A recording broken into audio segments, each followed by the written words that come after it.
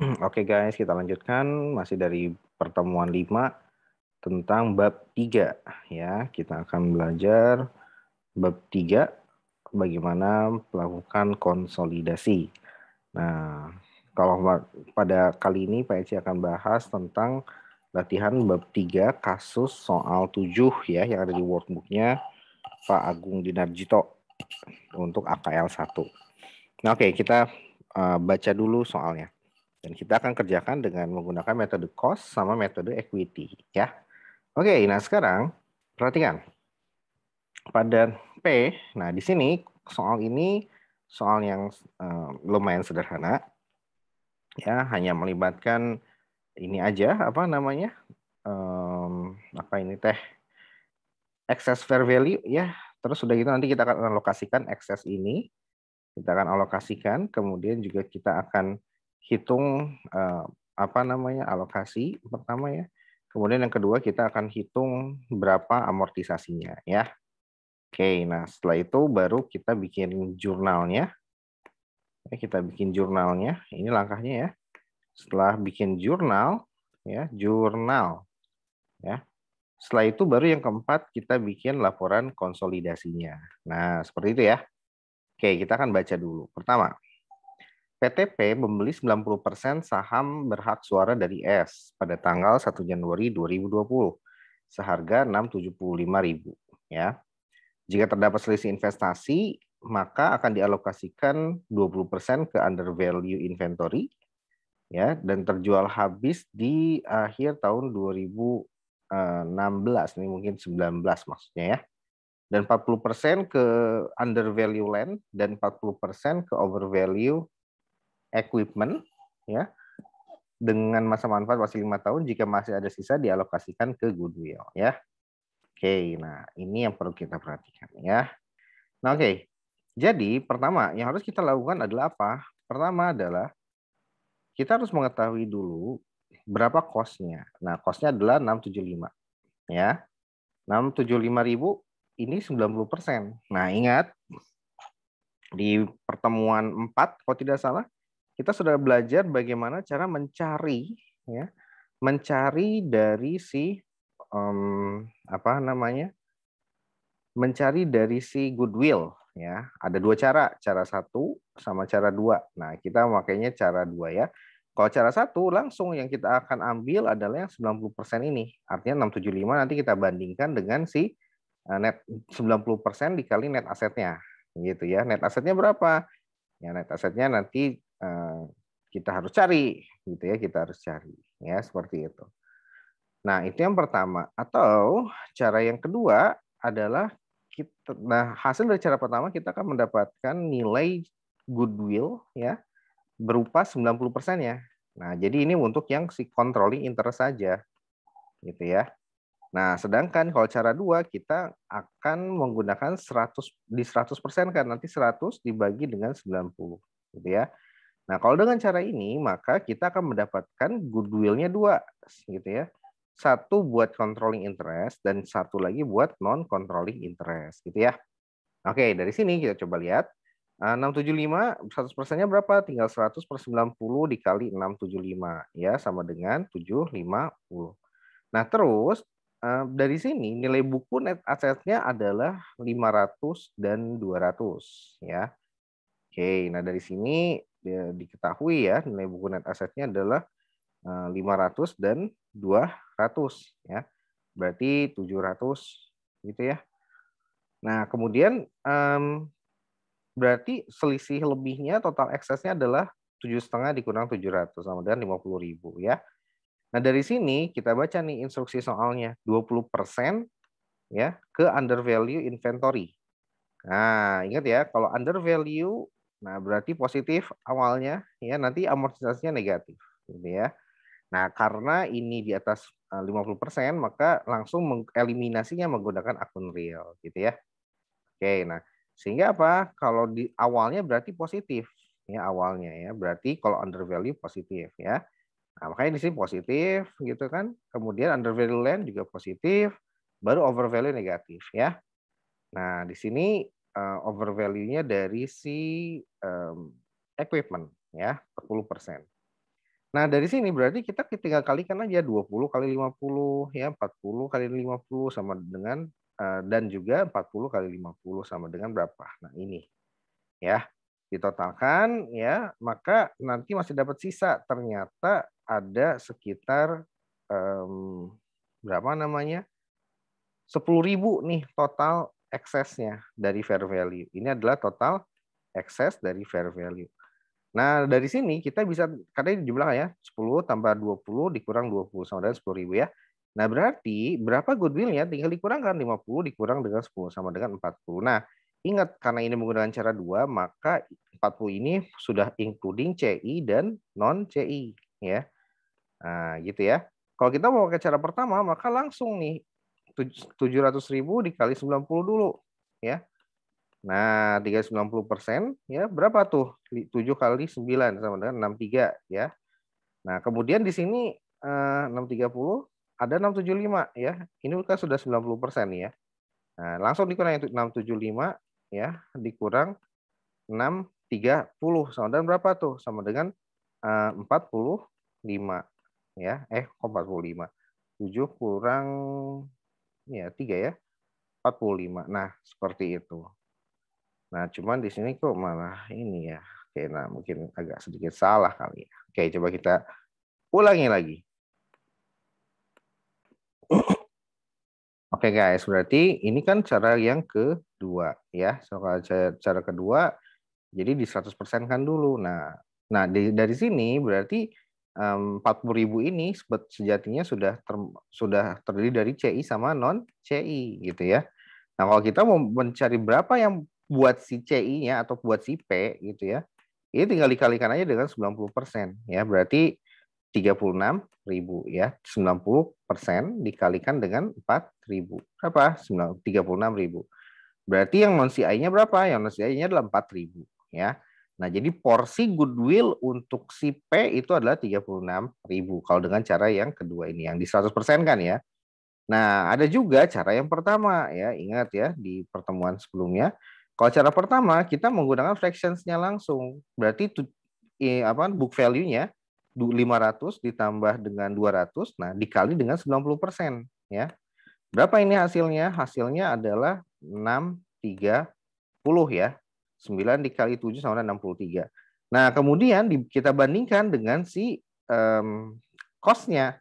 Cost-nya berapa? 675 ya cost-nya. Nah, ini cost-nya 675. Ya, sehingga selisihnya berapa? Selisihnya adalah 45.000. Nah, 45.000 ini ini adalah total excess bagi si siapa? Bagi si P. Ini kalau cara satu ya. Nah, terus kita harus alokasikan gitu ya. Di sini kan 20 40 40 ya. Nah, berarti kalau kita kalikan 20% ya, sama dengan berapa? Ini sama dengan ini menjadi 9 ya, karena under value ya. Kemudian kalau ini 40%, ini juga yang under value land ya, berarti ini positif juga nih notasinya ya, 18 ya. Kemudian over value dari si equipment. Nah, karena over value maka minus 18. Nah, kalau kita jumlahkan maka adalah 9 gitu ya. Nah, 9 ya. Nah, berarti total eksesnya adalah 9. Nah, ya. Berarti kalau kita kurangkan gitu ya, total eksesnya, kalau ini khususnya ekses fair value dan khusus porsinya si P gitu ya. Nah, berarti sisanya berapa? Ya, sisanya tinggal 45 kurang 9 sama dengan 36. Nah, ini adalah goodwill porsinya si P. Nah, sama kan? 36. Ini juga 36. Nah, cara satu sama cara dua sama ya. Oke, nah sekarang yang akan dipilih yang mana Pak? Yang cara dua tentunya yang lebih mudah ya, di 100% kan. Oke, nah sekarang di sini. Ini adalah jurnal ini adalah untuk menghitung awalnya gitu ya. Nah, sekarang kita perhatikan di tabel yang sini ya. Neraca saldo ini udah menunjukkan 31 Desember 2020. Nah, sehingga kita dari sini tidak perlu lagi mencari berapa angka nilai di akhir tahun ya. Nah, jadi kita udah given ini ya, jadi enak banget ya.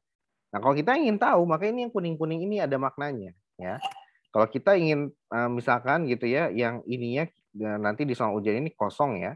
Ini kosong gitu ya. Kemudian juga net income-nya juga ditanyakan gitu ya. Nah, ini yang kuning-kuning ini kita kosongin gitu ya. Nah, gimana caranya, Pak? Ya kecuali yang ini diperlukan ya. Ini kalau dikosongin nanti susah deh ya. Nah, oke. Nah, sekarang gimana caranya kalau misalkan bagian yang P ini yang kuning-kuningnya ini kita kosongkan ya. Nah, berarti kita harus mencari tahu dulu berapa yang nilai yang kuning-kuning ini di bukunya P ya. Nah, dari sini maka kita akan menghitung logiknya aja gitu ya. Nah, logiknya adalah seperti ini. Jadi kalau misalnya dia metode cost, maka akan muncul dividen income toh. Dividen income itu dari mana? Dari 80.000. Nah, ada yang ini ya. Tinggal dikali dengan 90% sama dengan 72.000 ya. Nah, barulah ditambahin ke bawah sama dengan 320. Kemudian gimana? Bikin yang return earning statement-nya gitu ya. Nah, return earning statement awalnya gini, dikurang dengan dividen, ditambah dengan net income. Hasilnya adalah return earning akhir. Dan seterusnya ya, sampai ke bawah. Nah, itu kalau yang bagian P-nya tidak diketahui. Artinya yang kuning-kuning ini dikosongin. Kalian tinggal cari, gimana caranya nih? Kalau cost method tinggal gampang, 80.000 dikali dengan 90% masuk ke atas. Kalau atas sudah ketemu, ke bawah insya Allah bisa nyampe. Ya. Nah, karena ini tidak perlu lagi kita permasalahkan, makanya ya langsung aja karena ini sudah given per 31 Desember. Jadi ini udah enak ya. Maka konsentrasi kita hanya fokus kemana? Ke eliminasi. Nah, perlu diingat bahwa jurnal eliminasi adalah bukan jurnal yang asli. Ya, ini adalah jurnal untuk bayangan aja, kotretan gitu ya. Kotretan artinya apa? Ini tidak masuk ke pembukuan utama si PTP. Yang pembukuan utama yang ini ya, pencatatan dengan cost method, pencatatan dividen income ini ya. Nah, ini baru ada T account-nya. Tapi kalau eliminasi tidak ada T account-nya. Ya, jadi hanya kotretan saja ya. Nah, oke, sekarang berarti apa yang harus kita lakukan ketika eliminasi untuk yang cost, maka pertama dividen income harus kita hilangkan. Berarti dividen pada dividen S. Berapa? 72 ya. Tapi dapat dari mana? Dari 80 dikali dengan 90 gitu ya. Nah, ini kali 90. Kemudian yang kedua adalah apa? Nah, ingat yang ini adalah jurnal akhir tahun. Yang ini jurnal yang awal tahun yang C ya. Nah, seperti itu ya. Nah, ini juga rangkaian dari yang C ya. Yang ini baru jurnal untuk amortisasi dari apa? Amortisasi dari si excess fair value-nya ya. Nah, oke, sekarang kita yang B dulu deh. Nah, yang B-nya adalah ketika metode cost, maka NCI expense-nya kita harus menghitung seperti halnya metode equity, tapi khusus yang porsi NCI saja. Artinya hanya yang porsi 10% aja, bukan 90% ya. Nah, gimana cara menghitung jadi income from S gitu ya.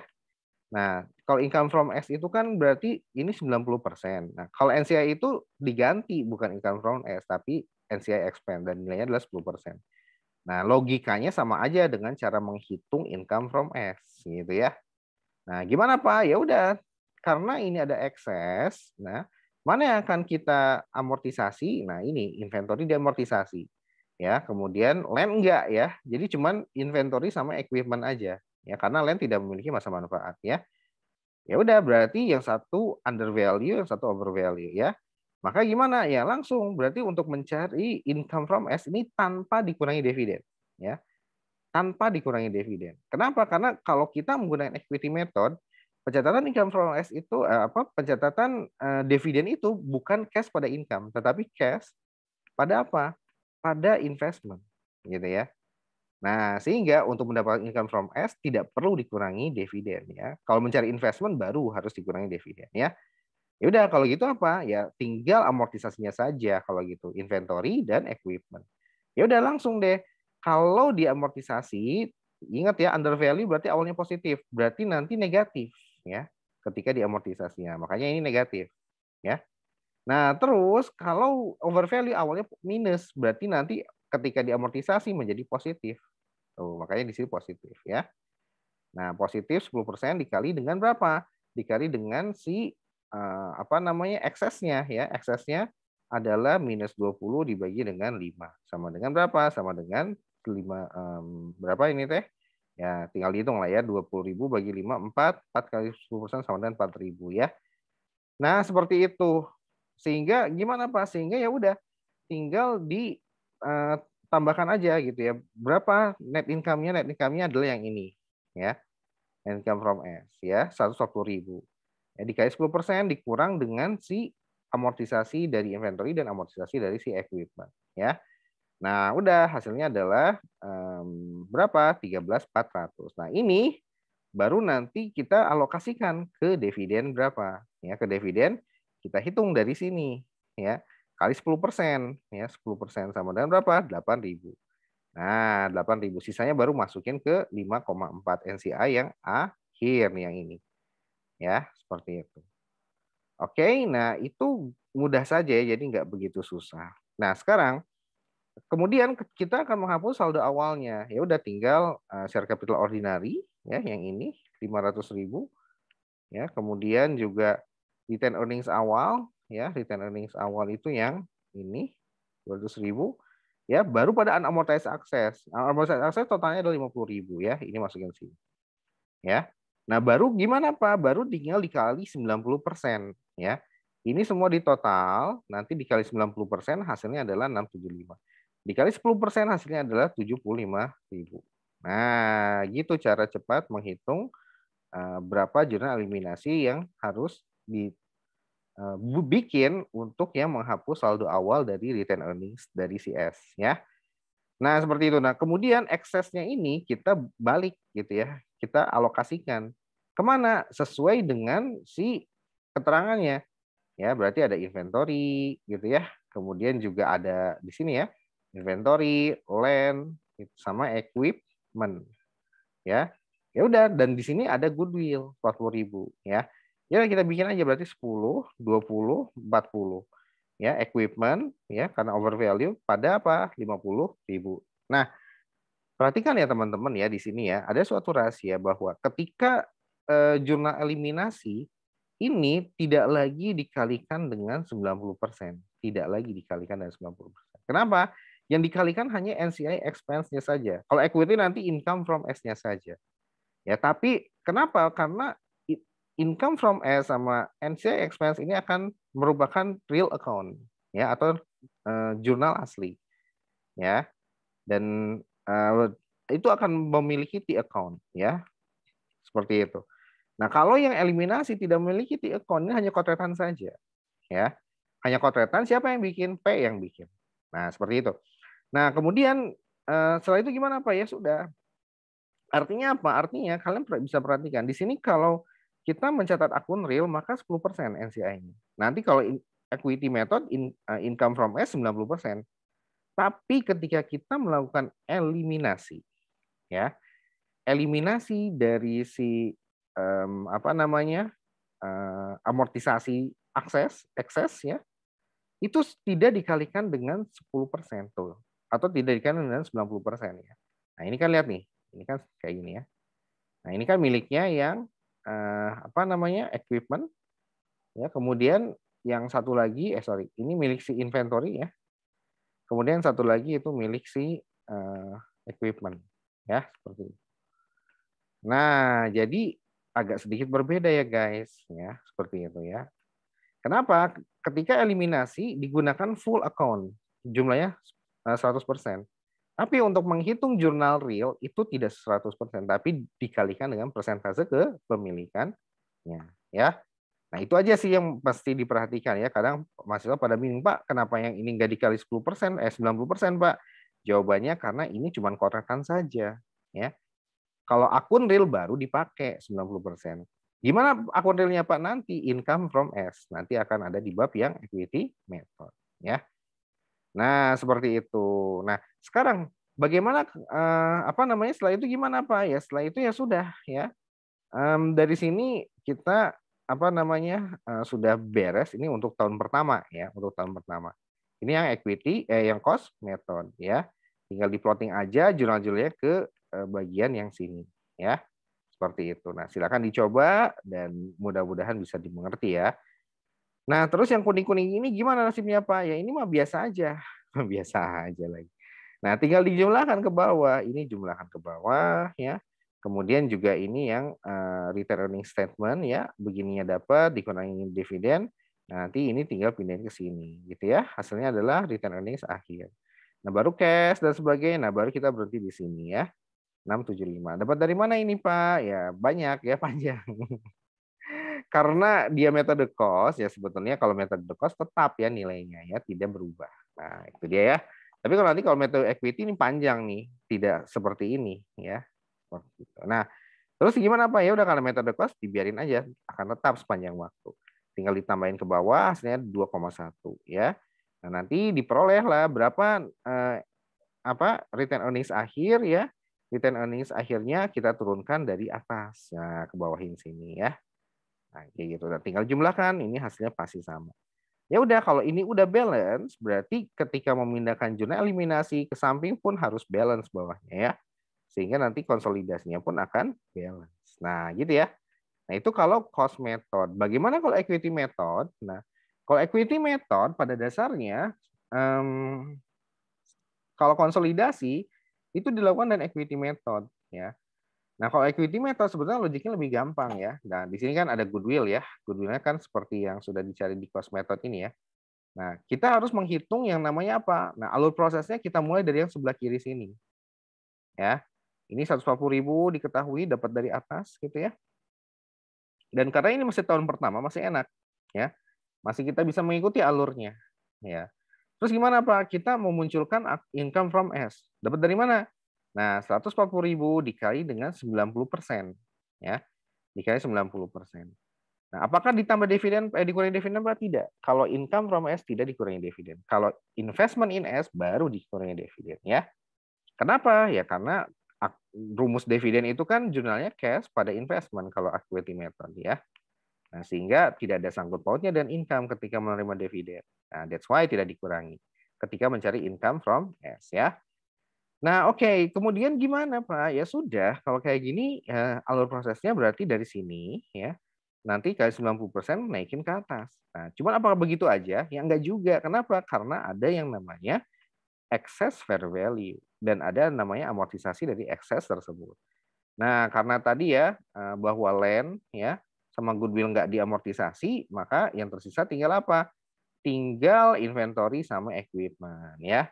Ya udah ini yang diamortisasi berarti. Nah, ketika melakukan amortisasi untuk menghitung income from S, maka perhatikan, ini dikali dengan 90%. Ya. Kenapa? Karena ini adalah akun real. Nah, nanti kita jurnal nih. Kalau jurnal realnya berarti nanti ya income from S itu ya investment pada income gitu ya. Nah, gitu maksudnya ya. Nah, terus kalau amortisasi inventory gimana, Pak? Ya tinggal dibalik gitu ya. Tinggal dibalik. Kalau dia minus berarti kan nanti income pada investment. Berapa? 9.000. Nah, gitu ya. Iya benar. Benar. Nah, kemudian apalagi ini untuk mencatat 126 ya, yang si 140 dikali 90%. Ini kali 90%, ya, hasilnya adalah berapa? Hasilnya adalah 126. Nah, ini ya, 126. Nah, terus ketika mencatat amortisasi inventory gimana? Minus 9.000. Ya udah berarti income pada investment. Ketika amortisasi equipment sama dengan berapa? Plus 3,6. Berarti investment pada income. Nah, ini akun realnya sama dengan 3,6. Ya. Ingat, ini dikali dengan 90% ya. Ketika mencatat amortisasi, menerima net income, maka ada fractions yang dipakai dari persentase kepemilikan. Lain halnya ketika kita menjurnal si eliminasi, itu tidak dikali 10%. Karena kenapa? Ini cuma kotretan toh, ya. Nah, terus gimana Pak? Ya sudah, langsung aja sikat. Ini bisa disatukan ya. Yang income di debit, yang income di kredit ditambahin, yang income di debitnya berarti akan dikurangi ya. Nah, seperti itu. Maka kalau kayak gitu kita cukup bikin kotretannya seperti ini aja, lebih simpel. Ya. Nah, sorry, yang goodwill-nya nggak usah diambil ya. Dimulai ini aja nih. Nah, seperti ini aja ya. Berarti income from S kurang dengan amortisasi inventory tambah dengan equipment ya. Tambahin ke bawah sama dengan 126.100. Nah, ini ya. 126 dikurang dengan 5.400. Nah, Terus ketika kita ingin mencari investment in S, pada dasarnya gampang ya. Gampang gimana Pak? Tinggal ini aja nih, income from S ditambah dengan investment awal dikurang dengan dividen ya. Nah, terus gimana Pak? Hasilnya pasti adalah 723.600 ya. Mau bukti? Silakan hitung sendiri. Nah, kenapa Pak? Ya sama aja nih, kalau kita lihat yang ini tuh sama aja dengan yang atas gitu ya. Ini tuh sama, typically the same. Maka ya udah, kalau gitu tinggal dijumlahin aja gitu ya. 675 ditambahin dengan 120, tinggal dikurang dengan dividen. Hasilnya udah pasti dia nanti saldo akhir dari si investasi ya. Nah, kalau udah gitu gimana? Ini jurnal aslinya ya. Nanti bisa dijadikan satu ya, berapa investment pada income ya, 723 sekian. Sorry, 126 sekian, 126.600 yang atas ya, yang jurnalnya ya. Nah, nanti kan setelah ditambahkan hasilnya adalah sekian. Tinggal dikurangin dengan dividen aja. Ya udah, terus gimana Pak? Lanjut. Ini akun real. Nah, dari situ baru kita plotting. Maka kita dapat 126.600, masukin sini. Gitu ya. Dijumlahin ke bawah, hasilnya 368. Ya, return earnings awalnya diketahui, dividennya juga diketahui. Nah, net income gimana? Turunin dari atas. Return earnings akhirnya adalah 618. Ya. Baru kita hitung. Nah, baru di sini yang kita masukkan 723 ini baru masuk ke bawah. Ya. Total asetnya kalau dijumlahkan berarti 2148. Nah, return earnings-nya gimana Pak? Return earnings-nya yang ini ditempelin lagi ke bawah. Gitu ya. Jumlahin lagi sama dengan 2148 ya. Nah, kalau sudah balance ya udah beres. Tinggal apa? Tinggal kita bikin jurnal eliminasi. Nah, jurnal eliminasinya kurang lebih sama dengan jurnal yang dibuat di cost method. Nah, ini semua sama. Ya, seperti itu. Nah, oke. Terus oh ya tadi saya belum jelaskan ya. Jadi kita akan buat yang atas dulu ya. B sama F itu sampai dengan F ini sama kayak cost method ya, sama dengan cost method. Oke, nah oke. Sekarang gimana Pak? Yang membedakan hanya yang A-nya aja. Kalau eliminasi cost method, ini bukan income from S, tapi dividend income. Nah, gitu ya. Nah, kalau dia equity method tinggal diganti aja. Ya. Yang berbeda nanti di sininya yang berbeda. Tapi jurnalnya kurang lebih sama. Ya. Oke, nah terus gimana Pak? Ya udah tinggal dibikin aja. Income from S-nya berapa? 126.600 yang ini. Ya, dividennya berapa? Dividennya diambil dari sini. 80.000 dikali dengan 90 sama dengan 72. Sisanya baru masuk 48. Nah, NCI expense gimana? Sama kayak yang punya si cost method ya. Tinggal dikali 10% ya. Nah, hasilnya adalah sekian. Nah, di sini juga sama, ini juga sama. Nah, baru ketika kita amortisasi, nah lihat ya. Di sini inventory-nya amortisasi minus ya. Ini menunjukkan dia under value ketika awal dicetak ya. Yang tadinya plus menjadi minus gitu ya. Kalau over value kebalikannya, tadinya minus menjadi plus ya. Nah, berarti yang ini under, yang ini 3.600 ini adalah over gitu ya. Nah, terus gimana Pak? Ya udah, tinggal dilihat saja ketika dia di amortisasi minus gitu ya, maka inventory taruh di kredit, pasangannya COGS. Nah, terus equipment gimana? Plus, Pak. Berarti ya equipment-nya di debit, operating expense di kredit. Berapa besarnya? Nah, kalian perhatikan. Kalau dia akunnya akun real untuk menghitung income atau investment, maka langsung dikali dengan 90%. Ini sudah 90%. Gitu ya. Tapi kalau untuk eliminasi tidak demikian, 9.000. Nah, ini adalah 10.000. Nah, ini 3.600. Ini adalah 4.000. Jadi menggunakan menggunakan nilai yang 100%-nya. Nah, seperti itu ya. Jadi yang membedakan adalah ketika equity method hanya di jurnal A saja, selebihnya ini sama semua dengan cost method ya. Nah, terus yang kedua harus diingat juga bahwa baik equity maupun cost ketika eliminasi yang dieliminasi nilainya penuh ya. Tidak dikali dengan 90% dulu. Yang dikali 90% hanyalah untuk mencari income from S sama investment in S ya. Oke, itu aja dulu yang bisa Pak Eci sampaikan. Semoga bisa bermanfaat. Assalamualaikum warahmatullahi wabarakatuh.